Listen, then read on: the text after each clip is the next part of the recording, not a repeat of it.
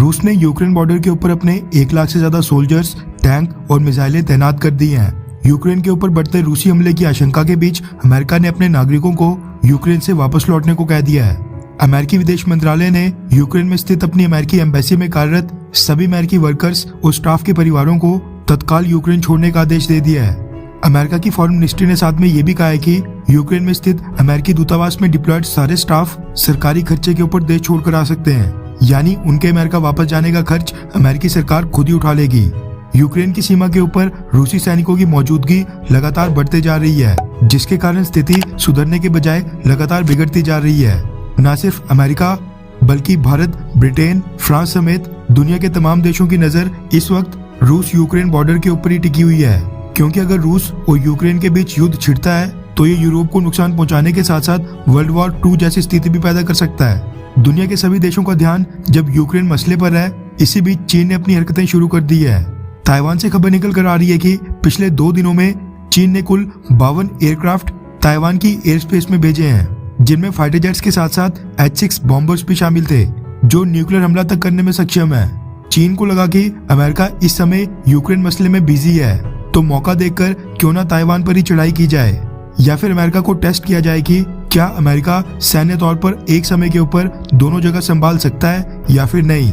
लेकिन अमेरिका ने चीन के खिलाफ जो कार्रवाई की है उसको देखकर सब देश हैरान है। अमेरिका ने एक बार फिर साफ कर दिया है कि क्यों उसको आज भी दुनिया की सुपर पावर कहा जाता है। रेफरेंस क्लैब की स्क्रीन के ऊपर एनडीटीवी इंडिया के आर्टिकल का स्क्रीनशॉट है, जिसके मुताबिक ताइवान की सुरक्षा को सुनिश्चित करने के लिए जो बाइडेन ने एक नहीं बल्कि साउथ चाइना सी में 2 एयरक्राफ्ट कैरियर्स तैनात कर दिए हैं। रिपोर्ट्स के मुताबिक कार्ल विंसन और अब्राहम लिंकन नाम के ये जो 2 एयरक्राफ्ट कैरियर्स साउथ चाइना सी में भेजे गए हैं, ये अकेले नहीं हैं, बल्कि इनके साथ 2 यूएस नेवी के स्ट्राइक ग्रुप्स भी हैं।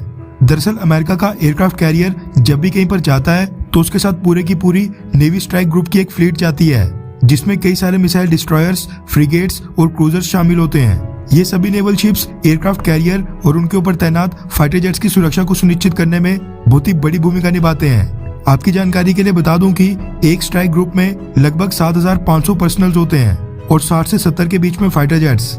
ऐसे में यूएस नेवी का एक नेवी स्ट्राइक ग्रुप ही इतना घातक होता है कि वो कुछ ही घंटों के अंदर ही एनिमी को पूरी तरह से नष्ट कर दे।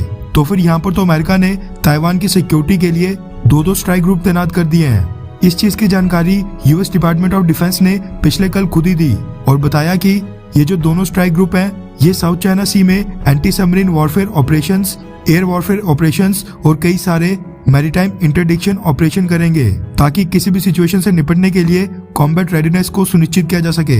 एक्सपर्ट्स का कहना है कि यूक्रेन की आड़ में चाइना ताइवान के ऊपर हमला भी कर सकता है, इसीलिए यूएस ने अपने एयरक्राफ्ट कैरियर्स ताइवान की सुरक्षा के लिए साउथ चाइना सी में भेज दिए हैं। साउथ चाइना सी में ताइवान के पास तैनात होने से पहले संडे को इन दोनों कैरियर स्ट्राइक ग्रुप ने जापान के साथ नेवल एक्सरसाइज में भी हिस्सा लिया था। खैर, आपको क्या लगता है कि क्या अगर चाइना ताइवान के ऊपर हमला करता है तो क्या यूएस नेवी की ये दोनों कैरियर स्ट्राइक ग्रुप ताइवान की रक्षा कर पाएंगे, हाँ या फिर ना? नीचे कमेंट करके अपनी राय जरूर बताएं।